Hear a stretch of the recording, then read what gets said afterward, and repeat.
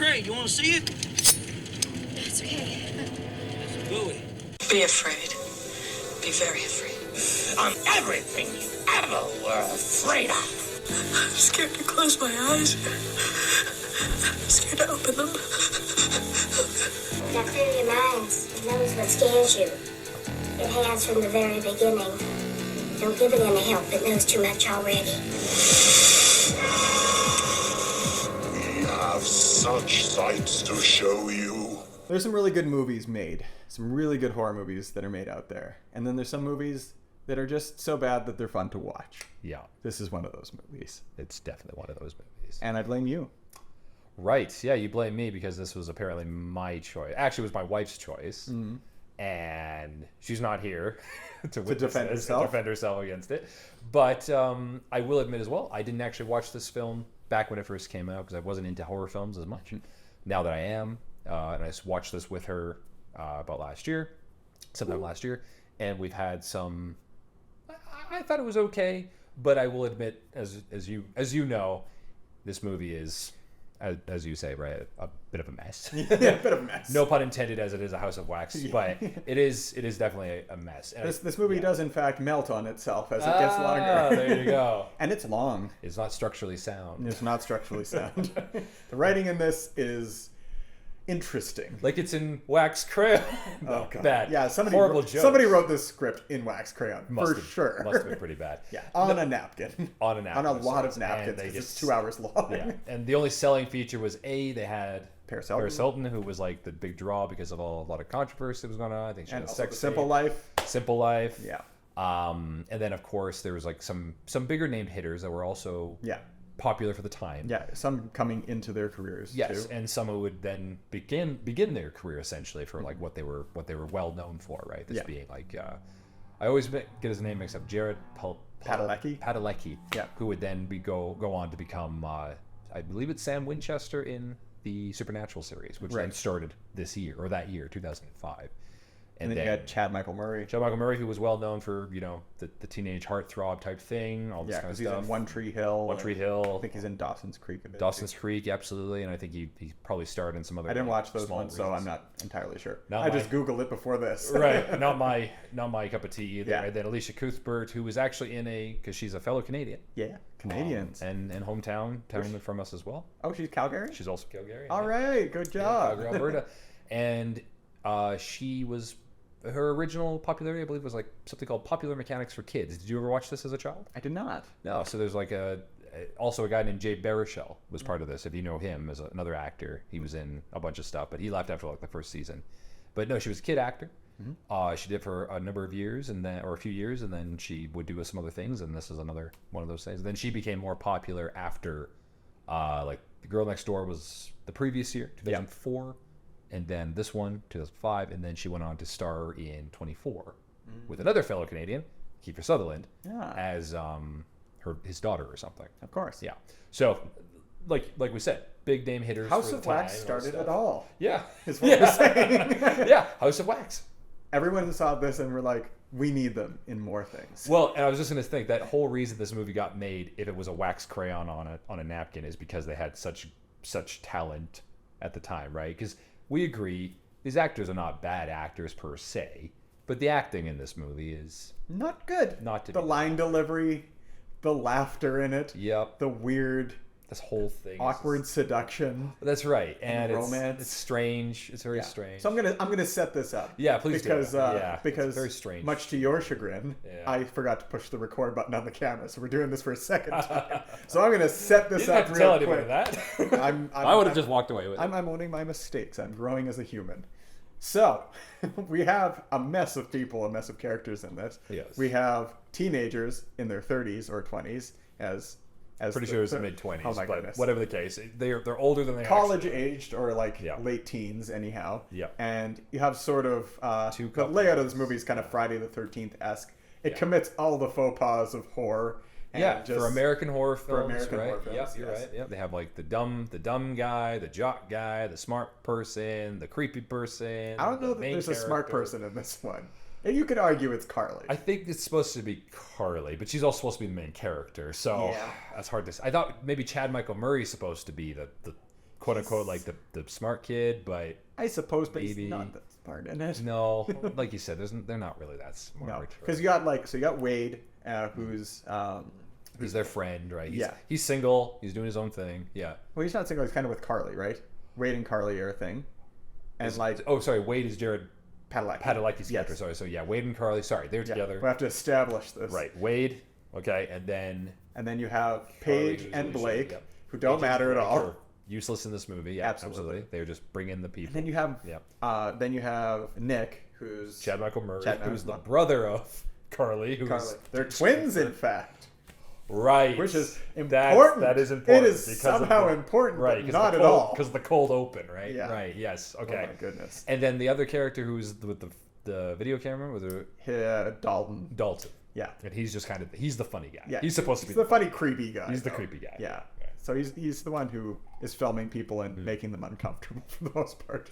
And so they're trying to go to this football game in the beginning, and they end up camping on the side of the road. They never make it to this weird football game. Nope. It's like the weirdest plot device. It is a very strange thing.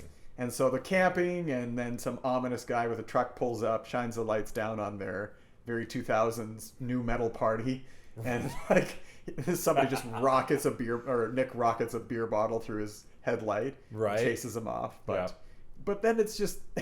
Then the weirdest thing happens the next day where they wake up at 2:30 p.m. Right. Like, it's a late day. Oh, fuck, we're so late. It's like, they're in the middle of nowhere, and it's like, we're just going to wake up late because we must have really good sleeps. Could you actually, wake up at 2:30 p.m.? You and I have gone on trips where we have done basically what these idiot kids have done. Because we were once idiot kids. Yeah. And aren't we still? Are we not? Are we just still idiot adults kids? Now? I guess we can't call ourselves kids anymore. But whatever the case, we have done that stuff before. I don't recall us ever sleeping past 10. Yeah. If that. Because we had shit to do. We had places to go. These guys had shit to do and places to go. They even had they could have set a cell phone alarm. Yeah. With that awesome flip phone. Early 2000s. I miss those things, man. That was awesome. I actually did like the flip phones. The flip phones were a wonderful invention. We peaked with flip phones. I had a Crazer. I really liked my Crazer. I had Contra on it. The Crazer and the Razor. I know. Right. I liked the Crazer more because it was a little bit smaller. Yeah. So yeah, that was. But then somebody stole it while I was writing my physics exam. Aw. I got clowned on. Shit, you got a phone? Yeah, I got my phone stolen when I went to phys ed, and I put it in my locker, and it got taken. Don't leave your shit in the gym. People take it. People take their shit all the time. I wish I still had my Crazer. I like it more than my iPhone. But anyways, I digress. I digress a little bit. Yeah. Just like this movie. Yeah, this movie digresses a bit. There's going to be a lot of our personal digressions in this because it's a really long, meandering Maybe that's the point of this movie. It's supposed to be, looked back on, so you'd be like, I was better than these people. My life went better than these people did at House of Wax. But whatever the case, yes, this movie, and as we set the stage as well, the cold open of this is not even with the kids at first, right? It's with two brothers. These two brothers who are also twins. Yeah, one's a good boy and one's a bad boy. Apparently, yeah, right. And their mother treats them horribly and likes to work with wax. This is basically what we get from the beginning of this. Yeah, right? And then we jump into they smell a awful smell coming from the forest that's next to their campsite. Right. And so Paige and Carly go to explore it and fall down a hill into animal carcasses. Right. And it's the hand thing. I like the gore in this movie, and even this part, there's lots of gooiness to the pit. Yeah. And I'm like, okay. No, the effects in this. Excuse me, the what are those called? Just not the special effects, but the practical effects are actually very, very good. I think so. Yeah, they do look like people made of wax when we see that. There's some really good stuff. They are. It's creepy. Yeah. There is a bit of that uncanny valley bit where it's point. Yep. You're staring at the faces, and they don't linger on any of them too long when they're trying to make them look more real. Right. And some of them are done better than others. So some of them are really a little bit. I think they put more time. I think the priest in the church they put some time into because that's supposed to set up that mystery type of thing. It is, yeah, because I think they really spent some good time on him. They had prop maker of the highest order. It's this is your job. You need this. We need to sell this, and so he got that role. Yeah, imagine that these people go walk into this town and they think everybody's living. Yeah. We need to make it happen. Make him look just like that. But make it happen, Stuart. Wax, exactly. Here's your napkin. Follow your napkin straight. So we did that. And so these kids, Nick throws the bottle. Yeah. Damages the car, which will lead into like the stupid Scooby-Doo mystery thing later. And then they wake up at 2 in the afternoon or 2:30 in the afternoon. They're already late. Got to get through this. Paige and Carly are figuring this whole stuff out. And then they start driving. Yeah, they're like... Yeah, well, they split, right? Because there's a belt missing from one of the cars. Right. And so half of the party goes to watch the football game. I think that's Blake and Paige and Dalton go that way. And then you have Carly and Wade go the other way. And they get in the back of the pickup truck of a roadkill collector and disposal guy. All right. Who meets them at the animal pit and drags them into the town of Ambrose. And he's kind of like, he's a sort of a stereotype creepy hillbilly sort of a thing. And so we gotta do that movie sometime too. Yeah, you're right. Yeah. That's exactly another American trope, right? Yeah. Like the creepy hillbilly guy who lives whatever. He's super weird and he's got his knife and his animal carcasses. He would not work in real, like in big cities type of thing. And these are city kids talking with these are actually no, they're not even city kids. I guess they're just a little more civilized, we'll say, right? Yeah, they're just not him. They're not him, right? They're not used to him. Yeah. He's not funny strange. He's like weird strange, right? Yeah. So but he says he can fix the vehicle as long as he gets the belt, but he needs like the mechanic. Yeah. Hence who's why in town. Who's in town. Hence why they go to the church to look for the mechanic. Yeah. And then the guy comes out and right. So they try and cross, like they get stuck in like the one weird thing is like she always gets leered at by all of these people. So she's getting looked at by the creepy hillbilly guy, and then like she gets into town and it is Elisha Cuthbert. She is good looking. Can't blame them. Yeah. But yeah, she's always getting checked out, and then he's all mad about it too. And they have like this kind of odd dynamic where they're like on the cusp of breaking up because he won't move to New York with her. Right. It doesn't matter. He wants to go to school. Yeah, there's nothing to do with it. It doesn't matter at all. He doesn't even last out. I think is he the first one out? I think so. Yeah, because he goes to use the bathroom or something when they go to the House of Wax exactly. So they go and check out the House of Wax when they get aptly into the named town. House of Wax. The aptly named Judy. Trudy's House of Judy. Wax. Yeah. Trudy's House of Wax. Trudy's House of Wax, and it's it's like it's cool, I guess, and well, they keep making reference to like, wow, they're so lifelike, or oh, they look really like the real people, and that's like the big twist is that they are obviously once people. Yes. And then they just.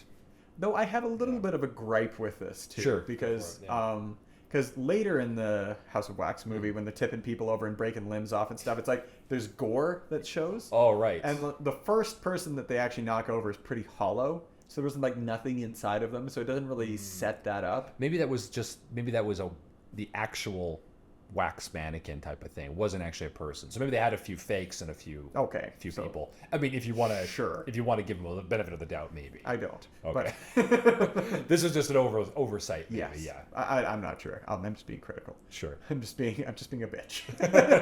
God, I hate this movie.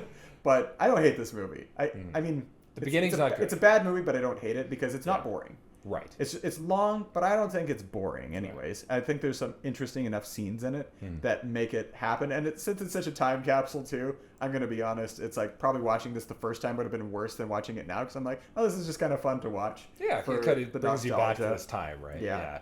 And it's, so... and it's also this... it's a strange thing because I think you and I agreed that like the beginning of this movie, or sorry, a number of horror films never really stick the landing. Like the third acts are typically quite bad.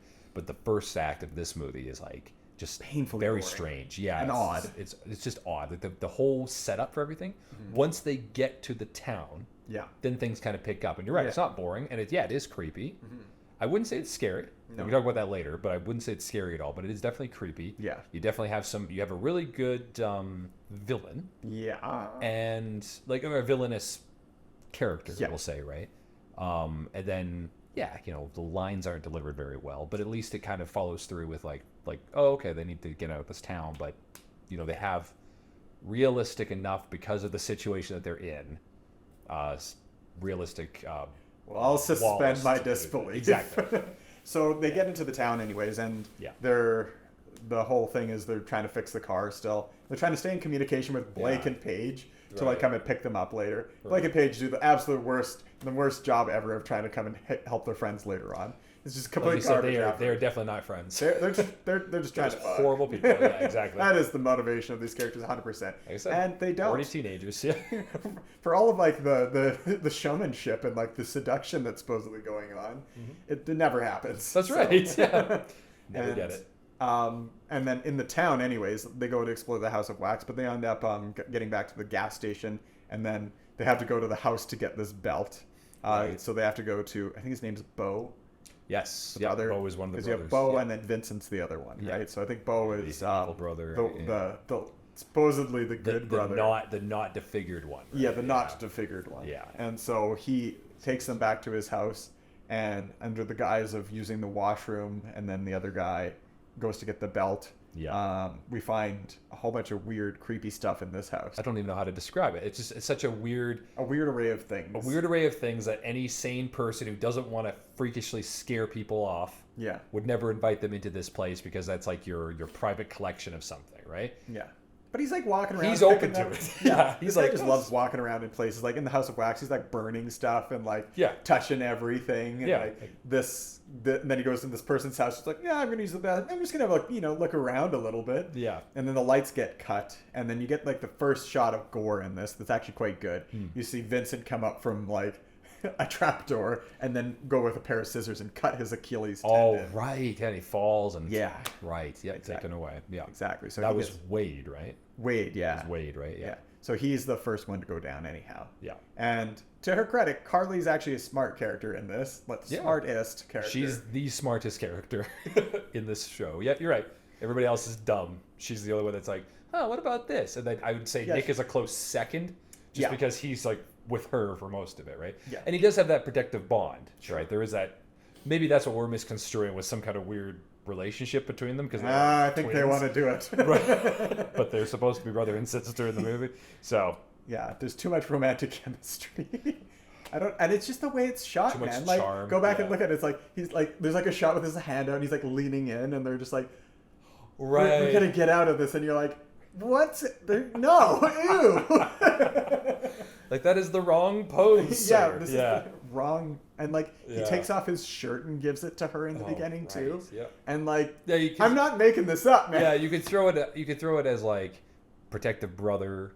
They're in a bad situation, but it does come across as like, had they not been brother and sister in the movie, you could have understood that they were like, maybe that would have been another thing, right? It's like maybe Wade would have been jealous of him being there because they're so close as they're friends, but it's actually no, they're.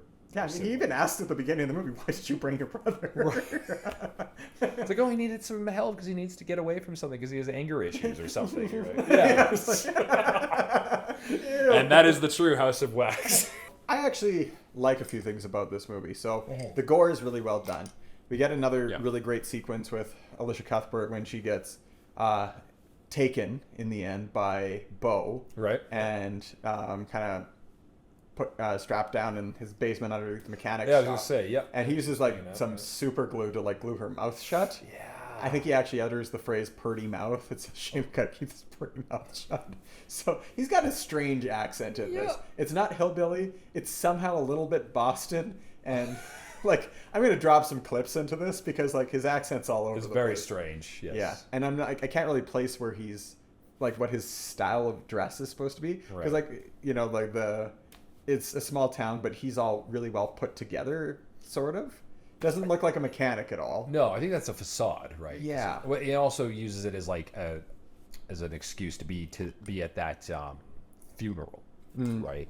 So that could also be the case. Yeah, I guess that's true. Because that's another thing about this movie. I think it happens within the span of a day. Yeah. Right? Like not even, like only a few hours. Yeah, not enough time actually passes. Yeah, so I mean that could also be that's the reason why. So maybe his normal attire when they're not hunting teenagers is something else. I'll put on a sport jacket. Right. It's like I'm a mechanic today. Yeah. Like what's my job? Like whatever. I guess you could be whatever you wanted to be in the town. Yeah. Basically. Yeah. Yeah. That's an interesting movie. Yeah. Weirder one maybe. Yeah. Maybe not horror. But he gets her like down in the basement, and then then you have Michael Murray come trying to find her. Yeah. And has like a bit of a standoff from her, and she's trapped. She's trying. She actually gets herself loose too. Yeah. And then you get the second good bit of gore where she tries to like alert her brother by putting her little finger up through the grate to try and like alert him, and Bo steps down, just like cuts it off with some wire cutters. Right, and she can't scream per se. 'Cause Yeah. her mouth is right. Yep. Yeah, and then he just like takes her finger and puts it in his pocket.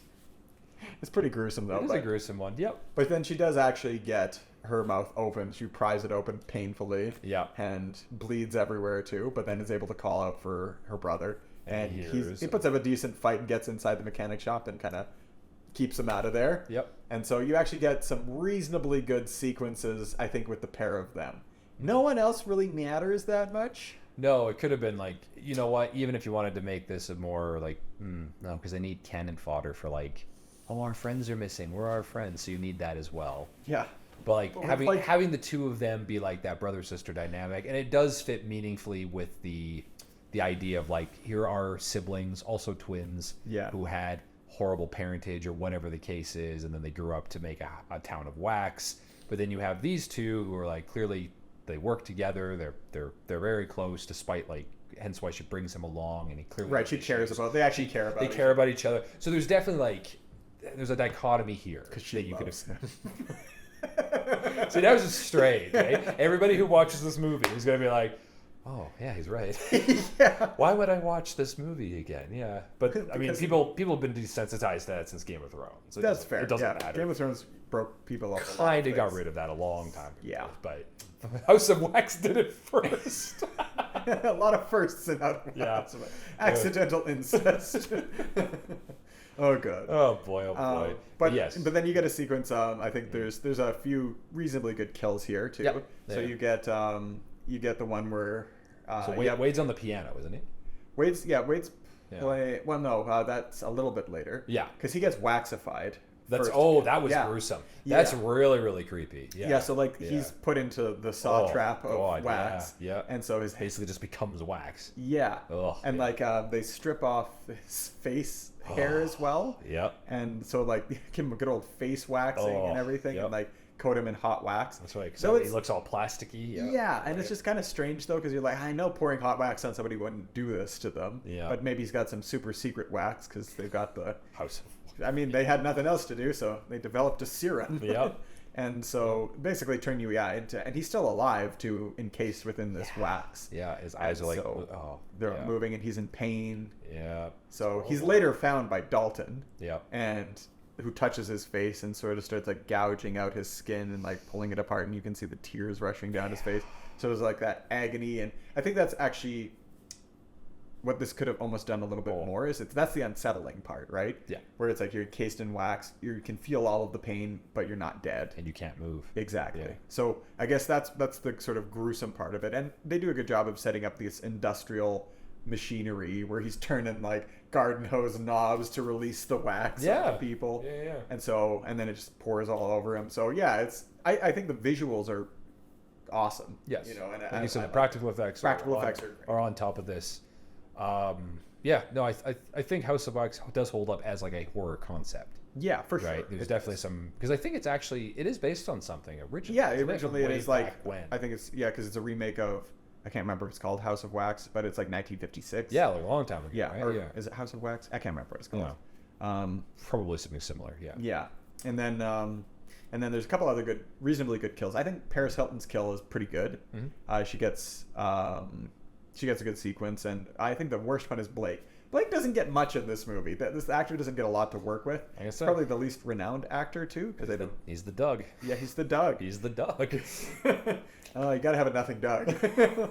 But then like it's even bad though, because like he's the only black actor too, and he gets like the most minimal role. It's like another horror movie trope. That was another horror movie trope. You know in what the I mean? 2000s. Yeah, so it's just like it's even that layer of bad too, where it's just like let's dump that in there too. And so, but he gets just like stabbed in the neck while he's capping and trying to like.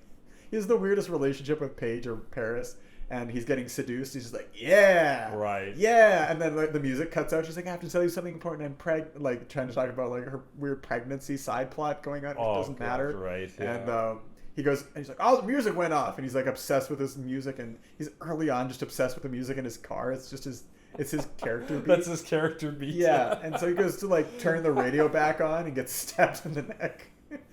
And at least he gets the music back on. Yeah, Blake's gone. Yep. And then Paris gets jump scared by Vincent, who's the one who stabbed him in the neck. Yeah. And then runs out, and finds this weird warehouse. Like, it's just kind of peculiar because they were still in the camping area. That's right. And they just... And she finds, like, this industrial place to hide in. I don't know what she found. But she gets chased through it for a while. It's okay. Yeah. It's an okay sequence. And then she finds a pipe to try and defend herself with.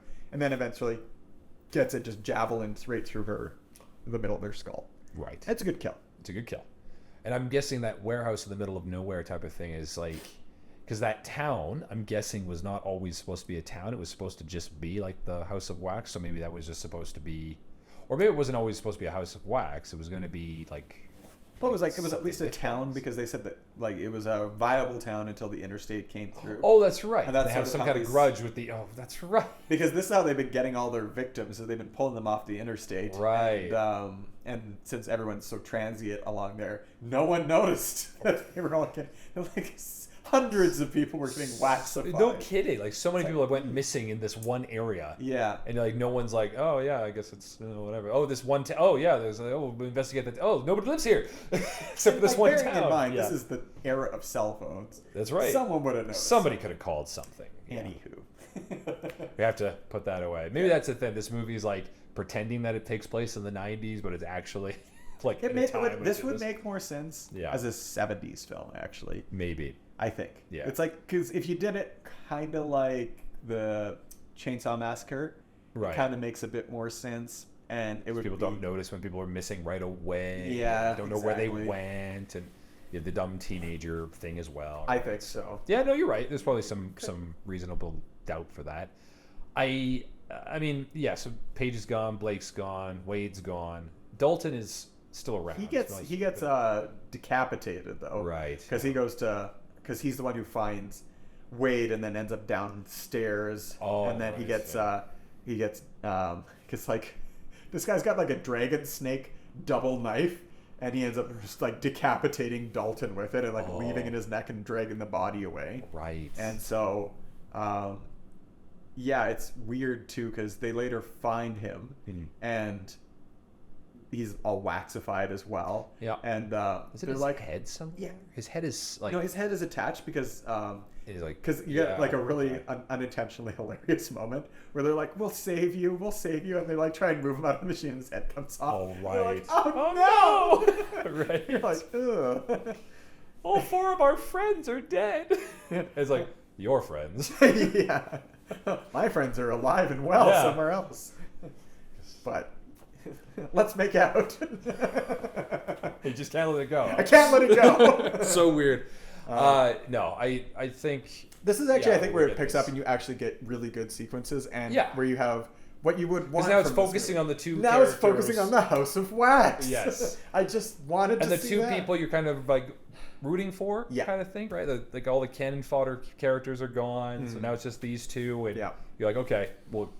They're gonna save each other somehow, but how are they gonna do it, right? Exactly. And then we get the reveal of like Beau and Vincent are also twins. Yeah, conjoined twins. They were conjoined twins at one point, in which case this is why Vincent wears that mask. Yes. Because he has a horrible scar from being the one that was separated. A mask made of wax. Wax. Yes. A wax mask. A wax mask. Try saying that 5 times fast. Yeah. But it's funny too because he gets his face broken a few times and he's like heats up a spoon and heals himself. That's right. Yeah. Changed it. Yeah. Because it matters to him. It does. Like that's his face. I think of him like a good quote to throw in there is like Rorschach, where his mask has become his identity. I was also thinking Scarecrow from Batman Begins, right? Because that was the face. Actually, masks are kind of just a big concept in that film. Yeah. But yeah, this one is absolutely that's his thing, and his mother would have really pushed that, right? Yeah. Now, Trudy's House of Wax she's Trudy. She's Trudy. Yeah, Trudy was the mother, and right. So that was actually her wax museum, if I'm not mistaken. Yeah. Okay. And so she made the figures in it, and then she ended up getting what was it, a brain tumor or some sort of cyst in her brain, I think is what they said. Okay. Yeah. And so and then she started going off the rails quite a bit. And I think that's where you see like the abuse of the children at the beginning, though. Like they strap this kid down at the beginning. They put him in like leather restraints and then duct tape him too. Right. Like okay. Totally overkill. Yeah. You're really making a serial killer here. Oh yeah. For sure, you're making a serial killer. Yeah. And then there's like the good child just eating his eating his cereal, and he's just it's just all happy. Yeah, that kid is actually fucked up. So that's actually kind of the sad thing, right? Because Vincent probably wasn't. He probably was perhaps the good kid. Yeah. Well, and that is the plot point twist of it, right? Yeah. Yeah. It's Bo who's actually the evil one. He's the one that comes up with the plan. He uses Vincent as the muscle, right? As the enforcer. Yeah. And you also see that with so there's a couple sibling dynamics, because you also see that with Nick and Dalton as well, where he's in trouble in the beginning for stealing a car. Right. And that's why he was in so much trouble and why his life was going sideways. But it's because he took the fall for Dalton, who actually stole the car. Right. And he took it because he had already been in trouble so many times, so it wasn't a big deal. Right. They aren't brothers, though, I don't think. I think just friends. They're just good friends. Yeah. Like, so actually, there you go. So Dalton and Nick are kind of like they're the friend couple there, right? And then, exactly. Was it? It was maybe Wade. they want to make out too. Does everybody just want to make out with Chad Michael? I'm pretty sure in everyone in this movie just wants to make out. What was Paris Hilton? So Paige and what was her boyfriend name? Blake. Right? Blake. And so Dalton. Yeah, okay, that makes sense. And then of course with Carly and Wade, right? Yeah. Okay. Yeah. So, okay, so one of Nick's friends was there. Yes. And he got probably I don't know, Paige or Dalton. Who do you think got the worst kill? Paige or Dalton? Yeah. Who do you think got killed worse? Like javelin to the head or beheaded? I mean, like, I think the cooler kill was the javelin kill. Oh, okay, sure. For sure. Because, I mean, I think this was partially advertised as, like, people weren't that fond of Paris Hilton. Right. And so something part of the advertisement was watching her get killed. Sure. And so it had to make a really good kill of something. Yeah, I think so. So I think they spent a little more time and effort on that because she... How times have changed. Yeah. Well, I mean, like, she's had a career resurgence as well. Yeah. As I mentioned in our first recording. And she, because I think recently she's come back and I think she's some sort of DJ now and stuff. I don't know. But she seems to be on my social media. I don't know why. Maybe it's because I'm watching House of Wax. That's probably it. Yeah. So I was like, she's up to things. Paris Hilton is still around. Okie dokie. Yeah. Not just the Hilton hotels. They are doing stuff. Yeah. Yeah, but it was, but this third act, like we say, it's actually reasonably good. Yeah. Because you get sort of the crux of it is when they're trying to escape, and so this is after they've discovered that they're conjoined twins and everything, and they stumble into, I think it's like the basement where they're waxifying everything. Yeah. And they dump over this great vat of boiling wax. They release the wax, and then it becomes this amazing escape the melting house movie, which is what I didn't know I wanted until it was happening. I was like, yes, this is great. Right. Because it's super fun because it's actually made of wax. Yeah, and you get some reasonably good fight scenes in this too. Yeah. It slows you down and it's hard to move, and that's true. Yeah, and even just like the spectacle of melting wax, because you get all of the people who are melting the waxes melting off them, and they're slowly becoming bones and everything too. Right. So I guess the visual of it is actually pretty cool. It is pretty good. Yeah. That's right. And I appreciate that anyways. Yeah. And so, but... And the two of them do get away. Well, he gets stabbed in the leg with the knife by Vincent in their fight. Right. And so he isn't able to make it up the stairs. She could have run out the front door, but again, she ran up the stairs, and she discovers that their childhood room where they had one of them must have recreated like the two conjoined twins, because you have these two little wax babies or whatever. Right. Oh. She hides in the room and pushes like the crib up against the wall, which is not going to stop anything. No. It's so made of wax. And so he like pushes the knife through the door and like cuts the two babies apart. It's like, love the symbolism. The symbolism is ridiculous in this. Yeah. Don't get symbolism like this in modern horror. It's so much better. Yeah. Oh. Well, actually, they don't even really have symbolism anymore. It's kind of just told to you, I'd say, in some horror, not the bad horror. Not like this is like we call this B-rated bad horror. Yeah, right? this is. But when you have like decently made film, perhaps the symbolism is a little. This one is symbolism, but then it like looks at the camera like, did you see that? Yeah. Did you see what I did there? And you're like, we saw it. Yeah. It's fine. You want me to explain what? Well, that's the thing. Nowadays, I think they do that still in the same type of movies. They do that still, but then they still explain what happened. They still explain it. They wink. They do it. They look at the camera. They wink, and they say, "Did you get it?" This one kind of does that though, because it's like twins. Do you get it? Twins. Right. Twins. They're twins. These are twins. Bad twins. Good twins. Conjoined twins. Separated. Yeah. It's just like, okay, what are we doing though? Like, I get. That's probably the end of the movie. They're like, what? What are we filming? Well, the best thing is like the plot twist at the end is that there's a third brother, and you're like, what the fuck? That has nothing to do with anything. Right. And it was the hillbilly guy in the truck, and you're just like, okay, but why? It was all about being twins.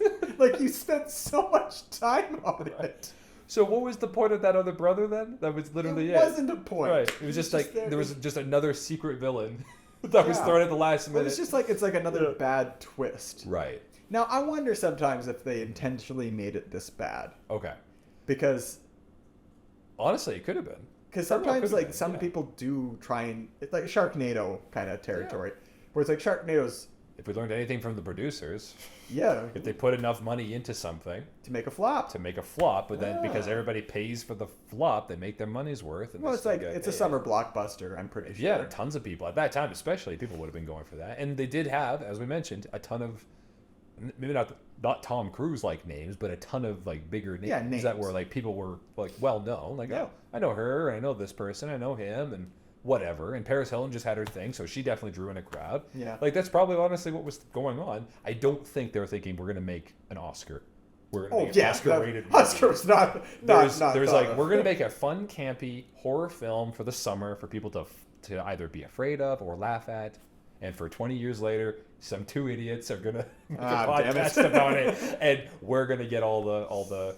They're gonna get my $5 again. Right, and they're gonna get the money. And you know what? In 10 years, probably gonna get $5 more of my dollars. They probably will, because you're like, was it that bad? Yes, it was. Yeah, I'm gonna have to remind myself every decade or so.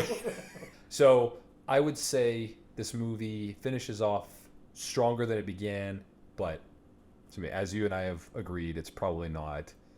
It's not up there for very. It's a bad movie. It's a pretty bad movie. Say it's a bad. I'll throw it in. I'll honestly throw it in as like maybe a 5 out of 10. Like it's watchable. Oh, that much? Okay. Yeah. Well, it's watchable. Okay, yeah. It's watchable, right? So like I always put it this way. People can use this as well. If you think of something as a film and you're like, okay, well that movie was okay, but I wouldn't watch it again. But I had like maybe some fun, or maybe it didn't piss me off. It was just like a movie, right? Yeah. That's a solid 5 out of 10 because that's literally just what you've just watched. Middle of the ground. The middle ground. It doesn't do anything for you. It doesn't lose anything for you. It's all that kind of stuff, right? If you have movies that really bother you, and you can, I mean, we can figure out a lot of nitpicks, but I mean, like it really causes you anger. I'd say that's when your credit starts to go down for the film, and you go into 4 to 1. Okay. Above that, though, obviously, is the opposite. It's just like, oh, no, I really felt something about this scene or something that could grow it, right? So this movie, I'd say, is like a solid 5 out of 10. It doesn't do anything for me. It doesn't throw anything away. Do I feel like I waste my life? I chose to watch it, so no. But I wouldn't watch it again. So maybe a 4. Okay, what's my defense then, Anthony? Because I've seen it a few times. Well, one was for this, so you probably wanted to brush up on this, right? Had we not been doing this film, you probably wouldn't have watched it again. Not at least for another 10 years. I would say this film is, for you... I think it's a 2 out of 10. A 2 out of 10. It's a 2 out of 10, but I don't hate it. So interesting. So that's a very unique perspective. Yeah, because I guess I'm not factoring into my account like the subjective parts of it. I think it's a bad movie. I think it's definitely a bad movie. Yeah. It's poorly made. It's poorly acted. It's poorly written. Right. And I think the only saving grace of it, realistically, is its visuals, which are really well done. Yeah, I'll throw a 4 out of 10 out of this. Okay. Yeah. Okay. Yeah. And the reason that I still say I like it though is because it's not that boring. It's I think if it was cut a little different, right, it could have been a little bit stronger because I think you can cut out a lot of it. And I think if you don't have Paris Hilton and Blake in it. Yeah, then it would actually have a solid and then you have a reasonable runtime too, because we watched the Autopsy of Jane Doe last week. That's right. And part of why it was so good is because it was so the pacing was so good. Yeah, it was quite concise with its and it also did take place in like one environment. Exactly. Right, which could use that. This one obviously, like House of Wax, it, as you mentioned, it doesn't spend all its time in said House of Wax, right? There's a lot of other things going on for it. That was kind of the MacGuffin of the movie, right? This House of Wax thing.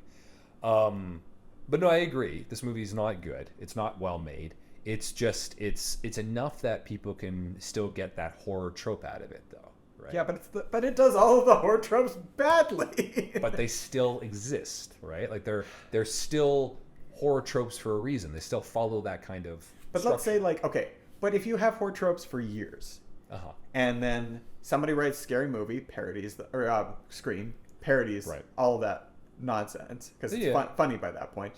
And then somebody else does it parodies even that. And then you come up with still do that. It's like, what are you doing at that point? Because it's not ironic. It's maybe it could have been. And maybe that's where the conspiracy is did they intentionally do this? And also you mentioned earlier about something in when they even have the camera and Dalton is going to film. Yeah. Right. That's clearly an homage to something. Yeah. Or maybe it's some kind of meta thing about a real life thing, right? Yeah, because Paris Hilton is with Blake in the car at the beginning, and he turns on the night vision mode, and it's an homage to Paris Hilton's sex tape or whatever. So honestly, they knew what they were doing. Yeah. Okay. So there are some self-aware moments in it. So okay. I think you think too highly of this movie because it could have been a very good conceptually it's because it is based off of course another horror film from years ago. Exactly. And obviously that film was probably more of a classic, hence why I can only imagine it was better. It must have been better, and it must have been fucking creepy. Yeah, because that would have been a scary time for that time too, right? This one actually made me realize there's another one that we could watch, and it's the movie that they show in the middle of it because it's playing at the movie theater. Right. What Happened to Baby Jane? Oh, What Happened to Baby Jane? That's an old horror concept one. Yeah. Yeah, exactly. Because I think the bitter old woman taking care of her sister for all that. Exactly. Yeah, that's actually a good trope because you see that in things like Misery. Yeah. Well, Misery's a horror. Misery's like a thriller horror. No, it's definitely horror. It's horror. Yeah, it's definitely horror. It's when he gets hobbled, it becomes horror. But anyways, I think that we got to move on to at least doing something else that's a little bit better than this one next time. I agree. So we'll pick something. We can go a little bit older next time. I'm thinking let's go back in time a little bit classic. More. So we're gonna spin the wheel and see what we land on this week. And we'll pick something pretty good. Yeah, sure. Anyways, thanks again for joining me, Anthony, and everybody else. Thanks for watching. Thanks for liking the videos and watching them. It's been fun just seeing how we've been keeping this going for a couple weeks, and we're having fun doing it. So absolutely. So by all means, if you want to subscribe and everything like that, that'd be awesome. And throw a comment down below if you want to join the conversation about how much you love this movie. Yeah. Remember, there's nothing to fear but fear itself. And Blake. Blake didn't do anything. Who else is there to fear? You get the only thing to the fear House of Wax. A town made of wax people. I don't know. That's what you should be afraid of. Yeah. Also that House of Wax.